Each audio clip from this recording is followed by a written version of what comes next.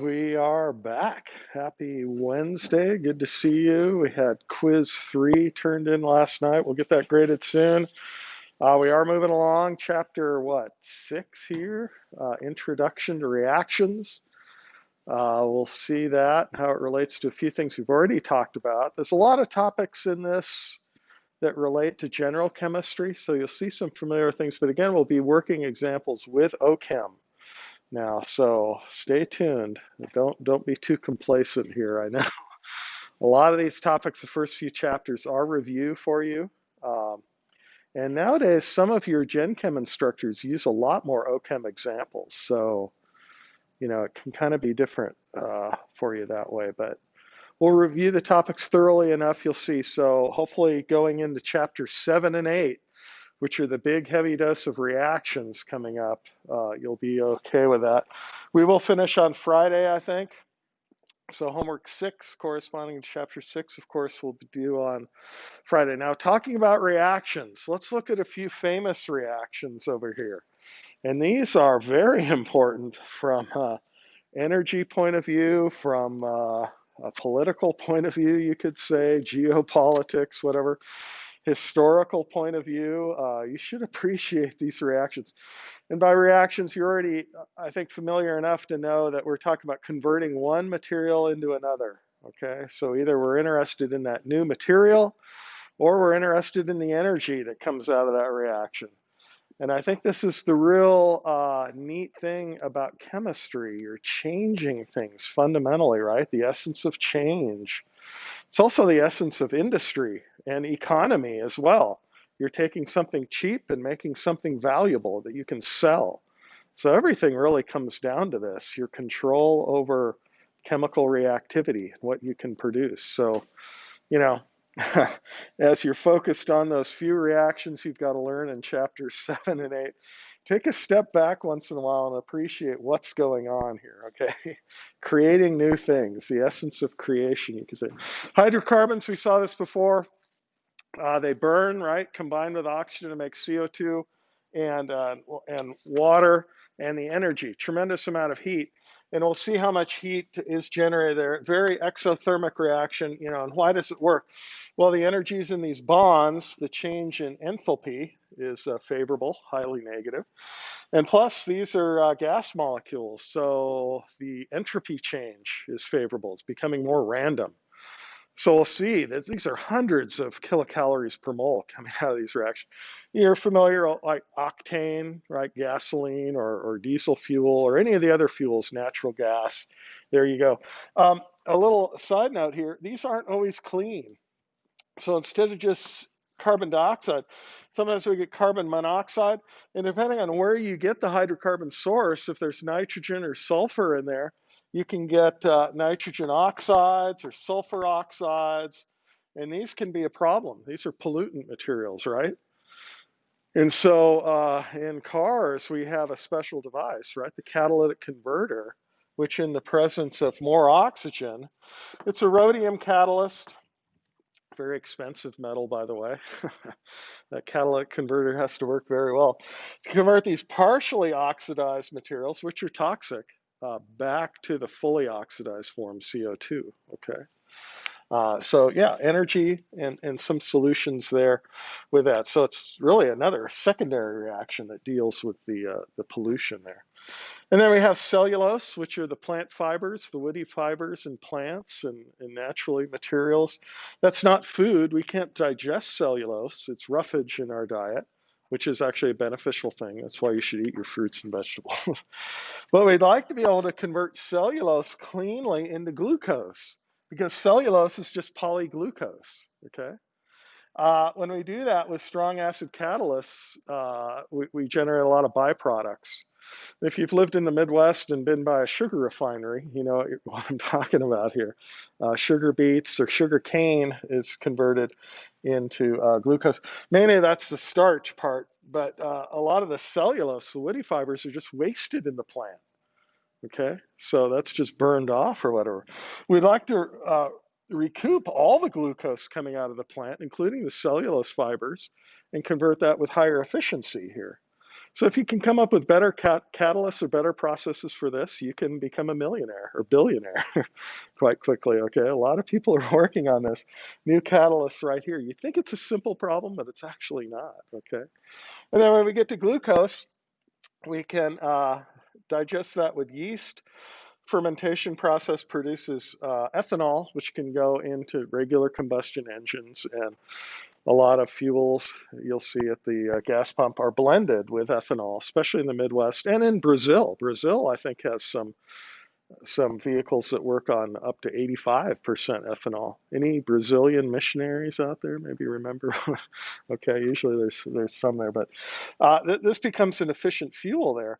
But we'd like to be able to convert that easily from glucose into ethanol and other materials quite readily, and not have to use yeast. Okay, there are other renewable sources that we can talk about.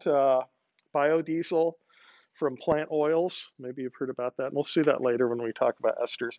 But these are known reactions that are very famous. They're done on a very large scale worldwide to meet energy demands, right? So very important process. Here's some famous reactions we'd like to be able to have. Certainly if you master reactions like this, you'll certainly become a millionaire probably, or win a Nobel Prize. Okay, these are reactions we need, but aren't very efficient yet. Can we take CO2, especially just right out of the atmosphere, which is low concentration, and convert that back to something like methane? Okay, because then methane, we can burn that, right? We can use that as a fuel. And that would be a renewable fuel that would not be based on a fossil fuel, but coming out of the air, CO2. But that's a tough reaction, right? That's a reduction. This is the most stable form of carbon, the oxidized form. So this is an uphill or an endothermic process, unless we link it to something else or provide energy, say light, for example, okay? Or heat. So we could convert that back, couple it to some other reaction, and make something that's unfavorable bond-wise compared to the starting material, okay? But you can see the challenge there, right? CO2 being the most stable form, that's a problem. And then how about this? How about taking a hydrocarbon like propane and converting it to propyl alcohol and putting that alcohol on this N position and not on that position? So being able to functionalize carbon-hydrogen bonds that are normally quite stable. We don't have any good reactions. We know some reactions that will activate alkane carbon-hydrogen bonds, but the selectivity and the yields are still very poor. We'd like to be able to do that kind of stuff, okay? So again, a couple Nobel Prize reactions here for the offing. All right, let's get back to reality here maybe. Let's look at the outline here for chapter 6 and what we need to know. Yeah, we'll learn about reactions in general. We'll look at the details, how we draw them, the equations and the components of the equations. Types of reactions, there are 3, I think. Yeah, substitution, elimination, addition. You need to recognize those now, what those are. You probably talked about that in Gen Chem, but I'll show you with organic reactions and gives you a little heads up on ones that we'll be looking at there. So here's a 2-step reaction that involves what? Ionization first, and then bromide attacking there. So you can already kind of see how the electron pushing might go, what the mechanism might be. That's the next step, right? So we've already studied structure extensively, right? The next thing is reactivity, putting molecules in motion, converting to something else. And then the third level understanding is what the details of that reaction, and that's tracking all the electrons and atoms and pushing those electrons appropriately, okay? How do they work? Well, we break bonds, we make bonds, okay? And we have intermediates oftentimes, not always, but a lot of intermediates. And this is another reason why carbon is so versatile and so useful. There's a wide variety of intermediates that can be accessed through carbon, okay? We can make carbocations. Now, these are high energy, unstable things. Why? Octet's violated, right? And a plus charge there, okay? The carbanion, a negative charge, well, it has the octet of electrons there. But again, that's a high energy species, very basic, okay? And a radical, what do we mean by radical? We're not talking about politics here. We're talking about an odd electron species. So it's actually 7 electrons here. It's neutral, which is the unique thing here. These first 2 intermediates that are common are what? Ionic, right? cation and anion. Now we have a neutral thing called a radical. We'll see that in chapter 15 coming up. They're less common than anions or cations. Those are more common ones. And then we have a real weird one here, a carbene. What is that?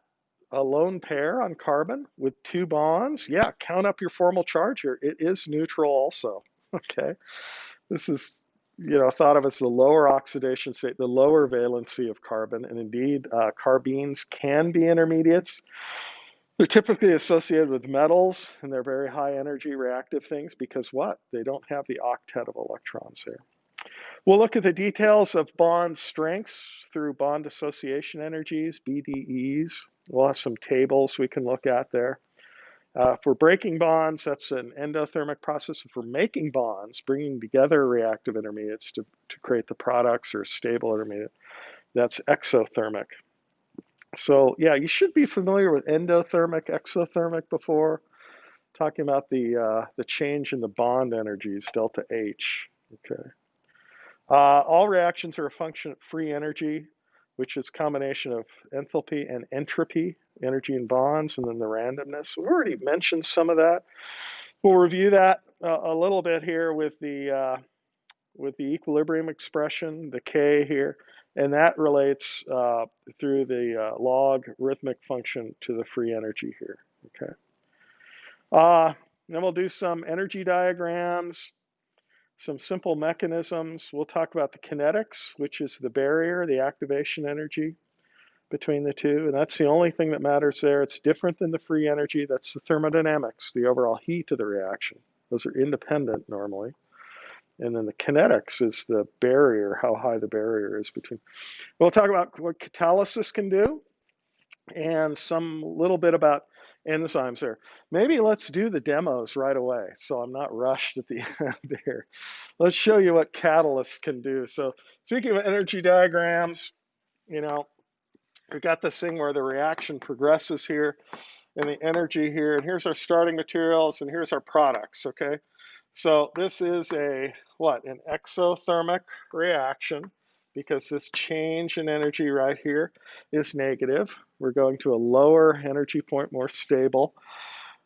So that's the thermodynamics right here, okay? The delta G, whatever. That's independent of this right here. What do we call this? This double dagger thing. Should remember that from Gen Chem 2 on the reaction pathway. What is this point up here, this hill, whatever? What do we call that? The transition state, right? Depending on how high this transition state is, either higher, that would be slower. And what are we talking about here? The kinetics, or the speed of the reaction, right? The rate of the reaction. If this is a lower barrier here, it's faster, right? So the fundamentals of it are pretty clear there. What does a catalyst do? Let's see. Does a catalyst change the free energy here, the thermodynamics? Or does a catalyst impact what? The kinetics of a reaction? What do you say? Should remember a little bit about that. Yeah.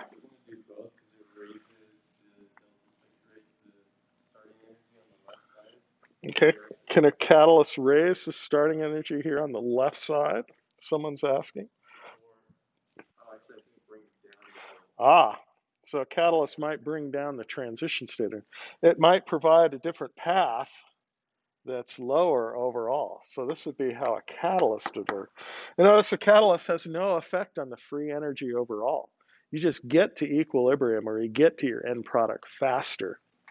So here's an example of that.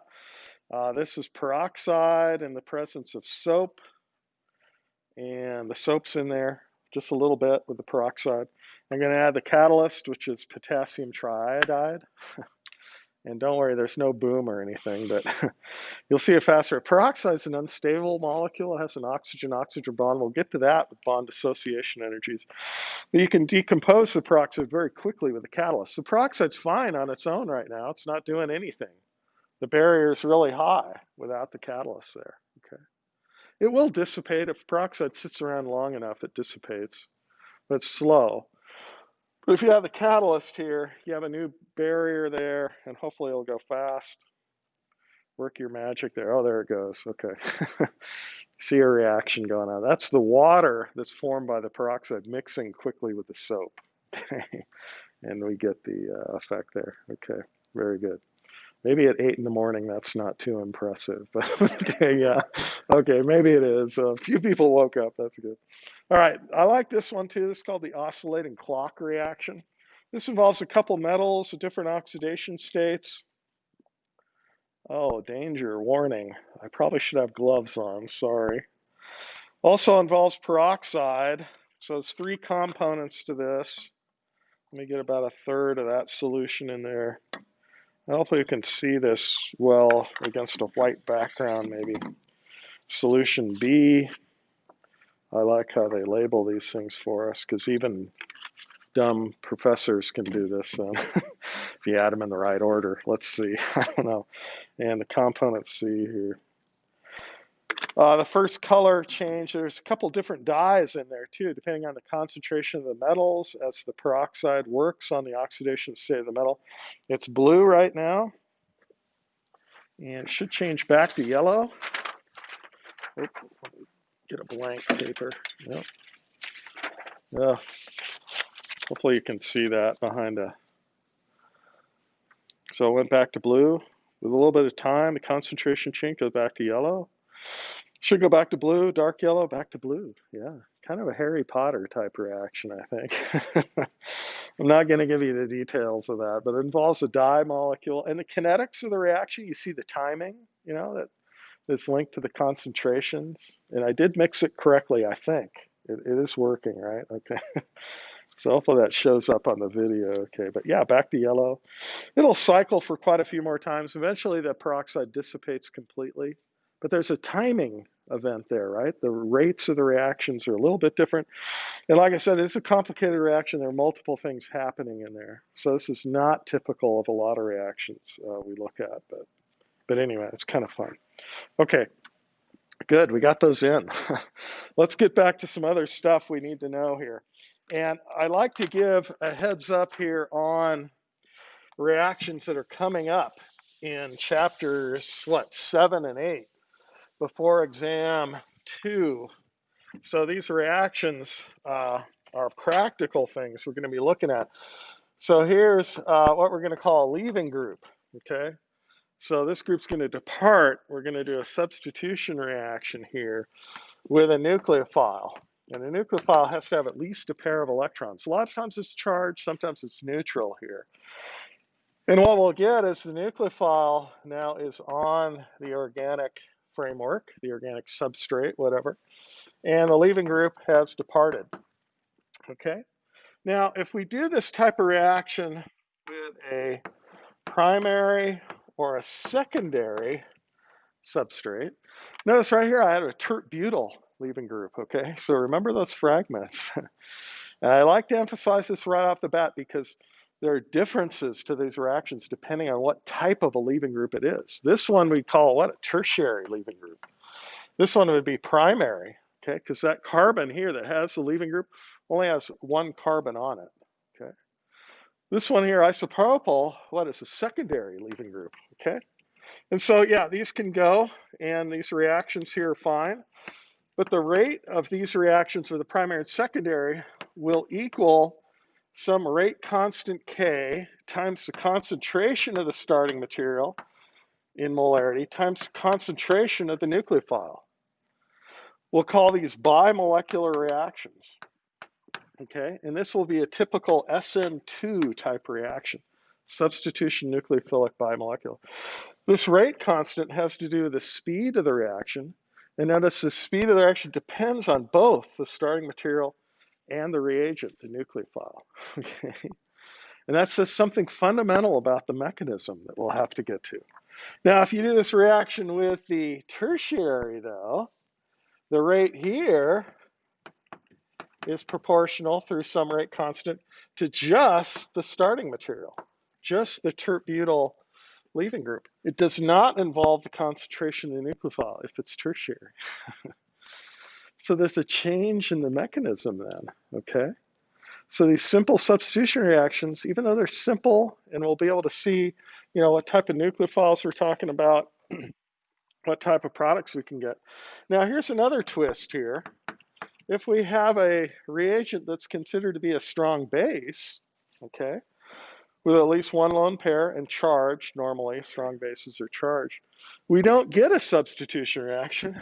With the tert-butyl, we'll get an elimination reaction here, okay?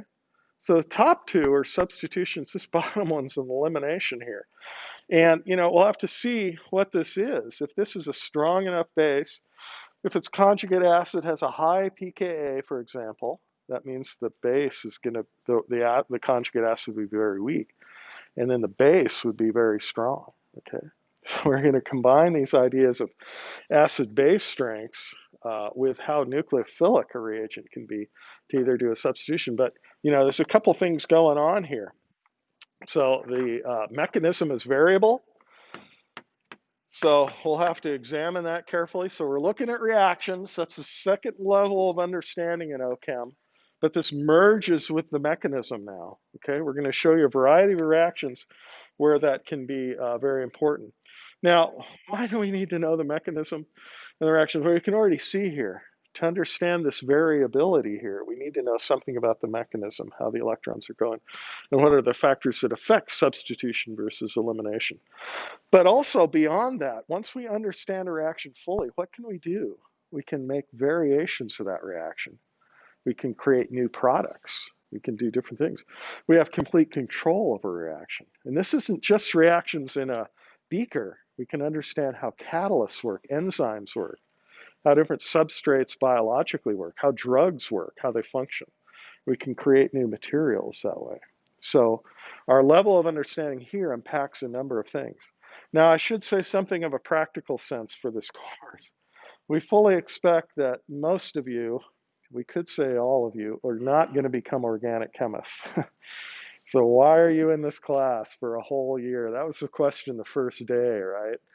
Yeah, you might remember some of these reactions later on when you're a doctor or a health professional somewhere in your career 10 years from now. Maybe you won't remember a darn thing from this class.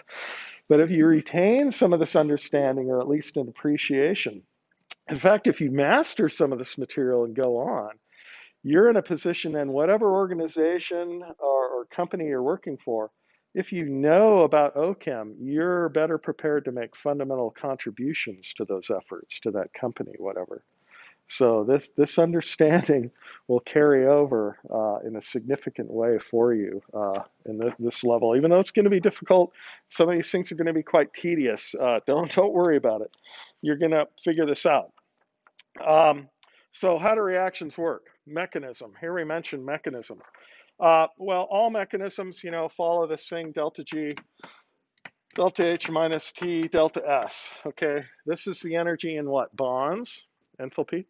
This is the randomness thing.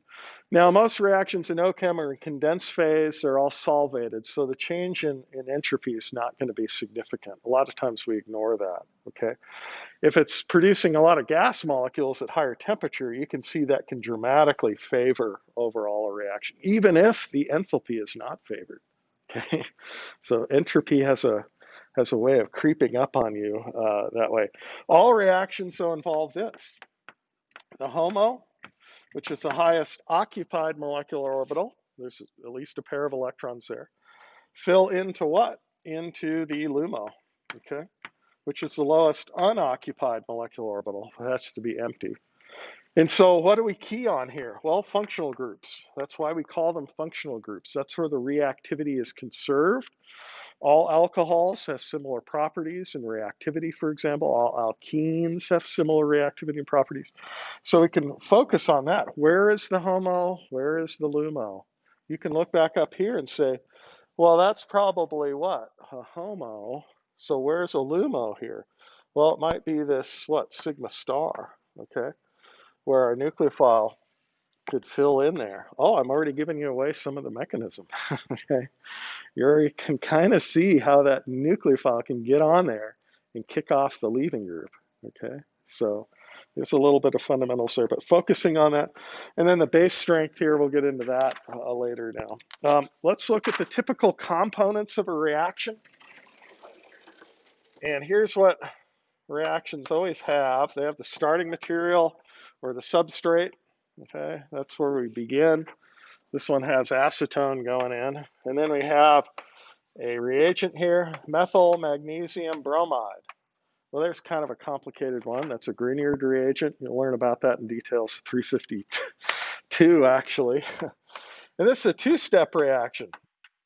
We put in the Grignard reagent first, and then we put in water, okay? So it's something about over the arrow here. You know, there's a progression left to right. So this arrow has directionality. That's a reaction arrow. Not an electron pushing arrow, not a resonance arrow, not an equilibrium arrow. It's just one direction, okay? Typically, Grignard reactions are not reversible. We'll talk about reversibility too. But here's where we diagram our reaction. Starting material, conditions involving the reagents that are involved in the reaction. Sometimes the temperature or the solvent is listed here, or even the time, how long the reaction takes. So there can be a lot of details here over the arrow. This is a two-step thing. We're quenching with water at the end, and then we draw the product or the byproduct. Byproduct in this case is magnesium hydroxide. A lot of times there's a percent yield here, but we need to depict at least the product we're interested in here. We're not interested in that. We call it the byproduct. Oftentimes we wash that away. But here's the major components of a reaction there. The kinds of reactions, what did I mention? Substitution, elimination, and addition. Okay, so we'll need to go through these three types of reactions now, give you a little feel for that and draw some examples. So you should be able to recognize for a given reaction whether it's an addition, a substitution, elimination. And you can look at this one right now and say, well, did we substitute something here? Well, we added a methyl group here. Where did it come from? Well, it came from the methyl Grignard. Okay, kind of see where things came from. What do you call this? Substitution, elimination, or addition? This turns out to be an addition reaction. The pi bond is gone, and we create a new sigma bond. All the elements are there from the starting materials. Okay, we didn't take anything away, didn't eliminate anything. Did we substitute anything? No, everything's still there from the starting material. We just added some new stuff. So to get a feel for this, let's go through some examples. Let's do substitution first and give you a feel for this. So how about this reaction?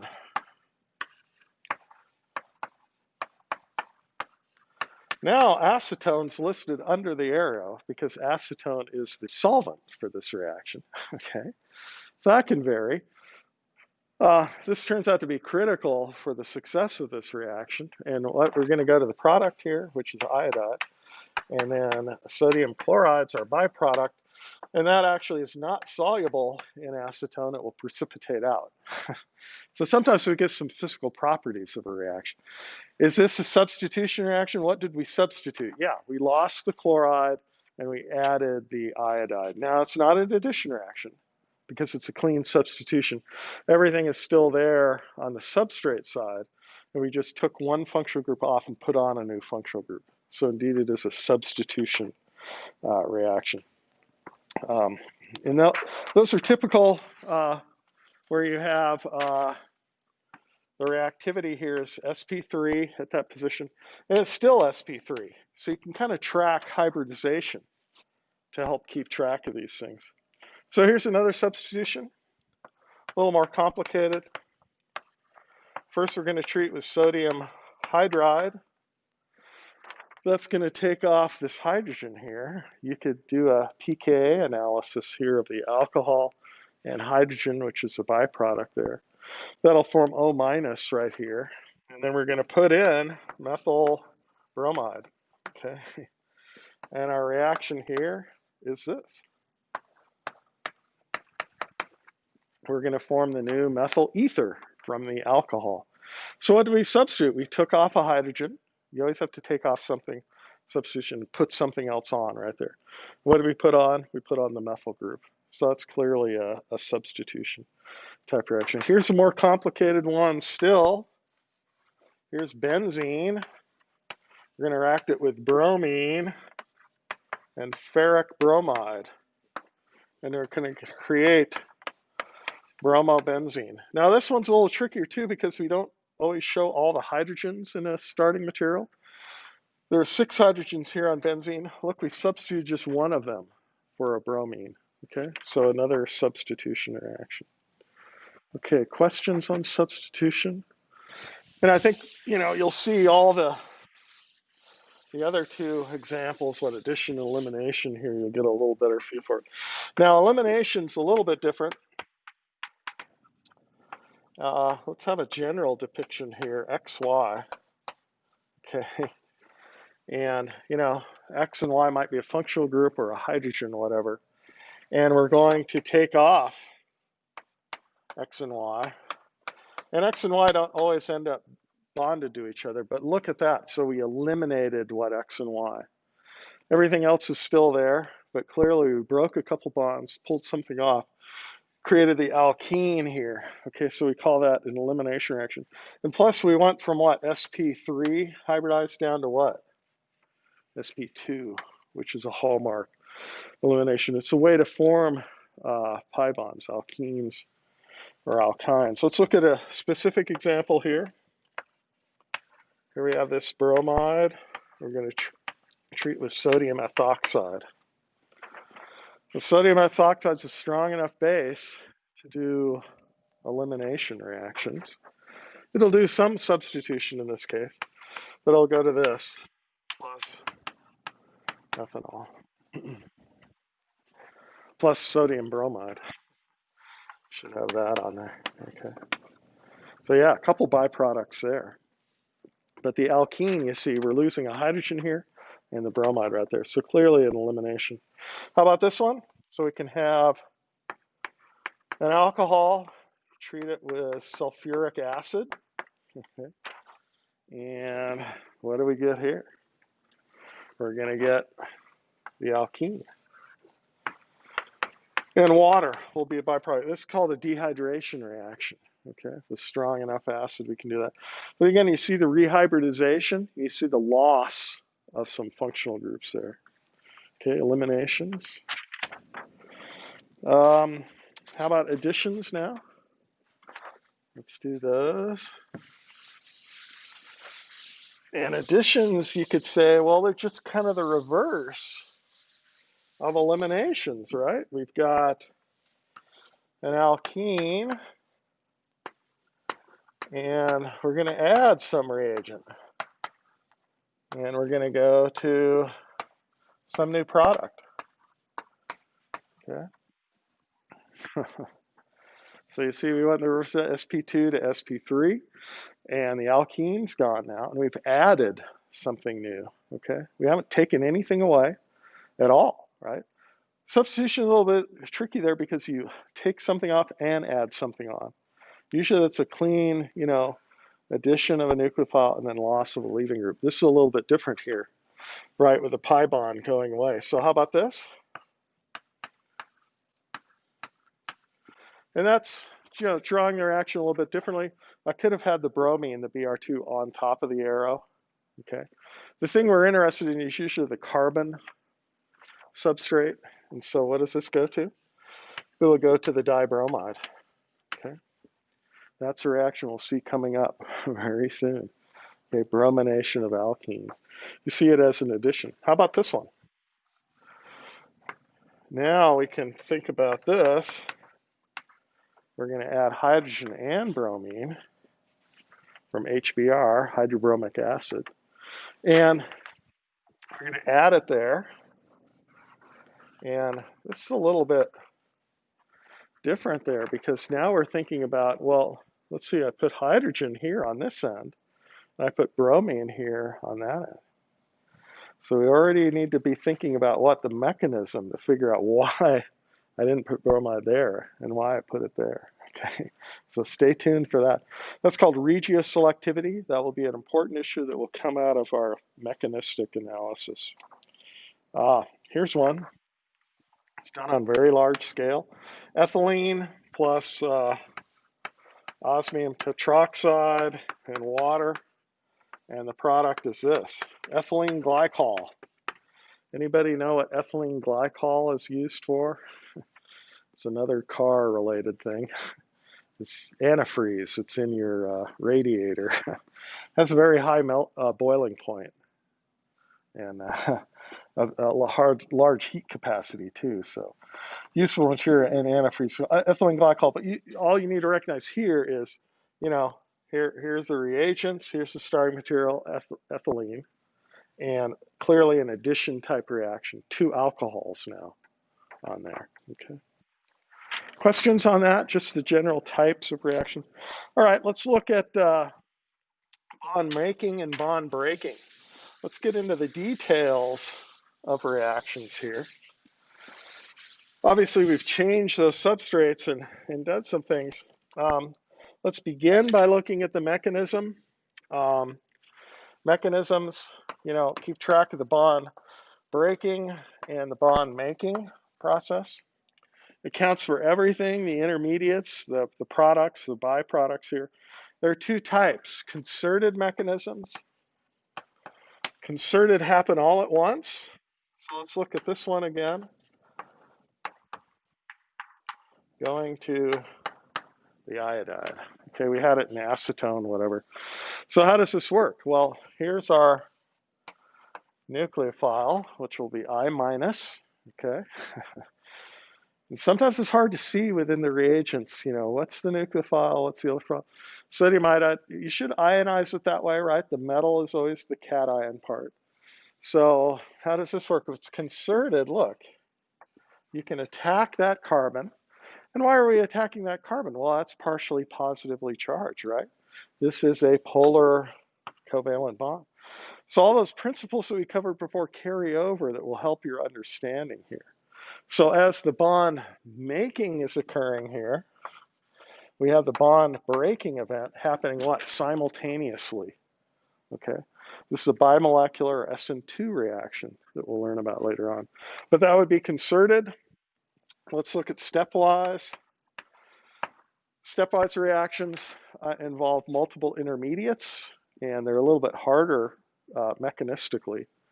They keep track of some other factors here. Let's look at this one, where we react water with an alkene in the presence of sulfuric acid. And what we're going to get is the alcohol. Now, that's just the reaction written, okay? But now the mechanism I'm going to draw below, which helps us figure out why this reaction works, okay? And the steps. It's known to have 2 intermediates. First, we protonate that alkene, and we draw what? We draw this. Oh, now what is that? That's a carbocation. You saw one of those intermediates. Has 6 electrons around it, plus charge right there. What happened to sulfuric acid? Well, it's now bisulfate. Okay, it's the anionic form. You can draw out the full structure there. I'm not going to spend time on it now. Just looking at the intermediate, the stepwise thing. Okay. Next step. So we have more arrows down here, right? And now what do? Well, the water does its thing. It attacks. It's the nucleophile for that carbocation. And what does that give us then? Well, it gives us hydronium ion. Water still has its 2 hydrogens on it when it attacks, okay? It doesn't fall off at the same time. This is a stepwise, known to be a stepwise mechanism. 2 intermediates, carbocation and hydronium ion. And then what? There's another step here. How do we get to the neutral alcohol? Well, water can function as an acid or a base. Here it's functioning as what? A base, and it's grabbing that proton off, one of them, because there's 2 on here right now, and going to that. So mechanisms can be one step, concerted, like this, or they can be stepwise, okay, where we have to draw some intermediates out. But these factors and the understanding, don't worry, we'll help you out there. And don't feel like you got to memorize these reactions yet or anything. We'll see these in later chapters. It's just the principle right now we're focusing on. All right, more details on bond breaking. Let's see here. How do reactions work in a little more detail? Well, when we look at bond breaking, it can happen a couple different ways. Let's just look at A, B, a bond between 2 generic groups. So remember, a line is what? 2 electrons. So there's a bond, a covalent bond between A and B there. Let's look at it first homolytically. Lytic, meaning breaking, and homo, meaning we're going to generate similar intermediates, okay? The same type of intermediate. How can we do that? Well, we take this and put one electron on B out of that bond and one electron on A out of that bond. Why is that homolytic cleavage of that bond? Well, it generates similar species, A dot plus B dot. These are radicals. Okay? They're often neutral species. In fact, more often than not, they'll be neutral. This is the bond dissociation energy we'll look at probably next time. We'll see how much time we got here. There's another way to break the bond. It's called heterolytic cleavage. And what? This generates two different type of things. And this is actually the more common way to do it. One atom is typically more electronegative than the other. So those electrons are already polarized toward B, we would say in this case, being more electronegative. And so if we do this, what's the result? A is now cationic, and B is anionic overall, okay? And you've seen this ionic intermediate for the stepwise thing already. That actually turns out to be more common. Radical pathways, we'll look at it from bond dissociation energies effects. We'll also see it later on in chapter 15. Okay. So if you look at a specific thing here on carbon, you know, you've got, let's say, a very electronegative group like chloride. What would be the most likely pathway here? Well, you can take that polarized bond to the extreme, right, and break that bond. And in a polar solvent, this is actually what occurs. You can go to the carbocation then and the chloride anion, okay? And we call that what? Heterolytic bond cleavage or bond breaking. So that's all you need to know there right now, I think. A couple other ways to do things. Yeah, maybe we'll skip that. I mean, the radical thing, we've already shown you the radical, the homolytic thing. We could show you the carbene thing too. Maybe I'll do that later. All right, let's look at bond making now. So that was bond breaking. Now bond making. They always go together. We're breaking bonds. We got to make bonds. Okay, it's this exchange of bonding, which is neat. That's why it's called a reaction. What's the action? Well, it's dumping things together, right? And molecules react. Why? To go to a lower overall free energy state, reorganizing the electrons in the bonds. Okay, that's the amazing thing about chemistry overall. So what do you mean by making? So you can do it, what? Homolytically, there. And we should say, you know, this is exothermic now. The breaking was endothermic. I should have mentioned that. We'll get into thermodynamics next time. But so that's the homolytic thing. And this, you know, is the standard hetero way, forming the same thing here. Okay, wow, we got a lot of arrows. Just on those two depictions, I've got how many types of arrows? This is a reaction arrow here going left or right, okay? This is a mechanism arrow now. There's two different types here. This is double-headed, meaning what? The motion of two electrons. And then I've got these single fishhook type arrows for what? Radicals. That's the movement of one electron. So how many arrows are we talking about here? This is almost like the Hunger Games, you could say. Too many arrows flying around in OChem. Let's keep track of this. Let's review what some of these arrows mean. You know, left to right, that's a reaction arrow, okay? What about this one? We haven't seen that one yet. We'll have to look at reversible reactions, look at free energy there. Double-headed thing, meaning the starting material and the product are in flux, right? A lot of times in a practical sense, a reaction goes cleanly from left to right, depending on how exothermic it is. Okay, most reactions we'll see are, from a practical point of view, irreversible. But a lot of things we've already seen with acid-base chemistry can be reversible. So you need the double-headed arrow there. Yes? The double example of that where it kind of transition back and forth. Yes. So question is, are we transitioning back and forth? And yes, here the system, we can add different things that are a shock to the system and then push it either to the left or the right. So it's a dynamic system that can be changed to favor either what's written on the left or what's on the right, depending on that change. So yeah, stay tuned for that. I'm just pointing out these differences in the arrows as they're drawn right now. What about this one? Double arrow on each side. What's that referring to? Not a reaction now, not an irreversible, a reversible reaction, right? What are we talking about here with a double-headed arrow like that? You remember that? We use that for specific resonance structures. Very good, thank you. And those are, where we draw the different localized structures and we combine all of them to be the hybrid of the true structure, okay? So we've already talked about resonance structures and yet another type of arrow. Are we done there? No, we've got the curved arrow, which we're talking about the mechanism, which is what, 2 electrons? And then we've got the curved arrow, single fishhook, that's the mechanism, 1 electron. And is there another arrow? Oh, I've drawn this one recently too on the board. That arrow with a plus on the back side, what's that referring to? Not a reaction, not the mechanism. That's referring to what? Dipole. Okay, so the dipole moment, polar covalent bonds, whatever. And that will help us in the mechanism. And then we'll be drawing things with the curved arrows. But that's a lot, right? We're arrow crazy here in OChem. Use them appropriately and hopefully we can keep track of that. All right, let's look at the energy diagram again. I kind of started with this with catalysis there. And I like to emphasize this again, just to talk about some of the details we've already been discussing here in class.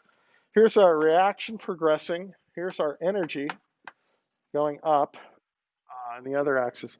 And then we've got starting material. And starting material, we're really talking about the state of the reaction. When we dump those things together, this combination of the starting material, the reagents, the solvent, the conditions, the pressure, actually a lot of things go into this state that we start out at, okay? But we can think of that, as a certain energy point here. And then we got a barrier there, and then we go down to the product, okay? So let's identify again these different positions. So there's our free energy change, okay? Going from the starting material down to the product, and that's a combination, of course, of the energy in the bonds, delta H, and the randomness, delta S, okay? So that's the thermodynamics. We need to talk about that. Bond dissociation energies. That's what we'll use to keep track of that. There's some charts in the book. You've probably already seen that if you've read ahead. We'll have more details on that on Friday. Yeah.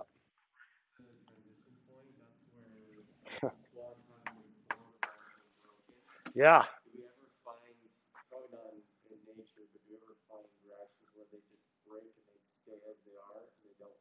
Yeah, sure. There's all sorts of combinations here. Depends on, and so the question is, this transition point is where bonds are being broken, okay? Typically, it's an endothermic process to break the bonds, okay? So bond breaking, let's put that on the left side there. And then coming down here, this is more bond making. But we saw the concerted one where they're happening at the same time, And the question is, do they ever just break apart and sit there on their own? Yeah, there are examples of that. Most of the ones we'll look at cleanly go from a starting material to a product, okay? And we call that an irreversible reaction. That depends on what the barrier is going back up here, okay? And what this relative energy difference here. But this is the transition state, and that has to do with the kinetics, or the speed of the reaction, or the rate, whatever. I've already mentioned a little bit about that and how that can vary, right? Between bimolecular and unimolecular reactions, okay? That rate equation expression.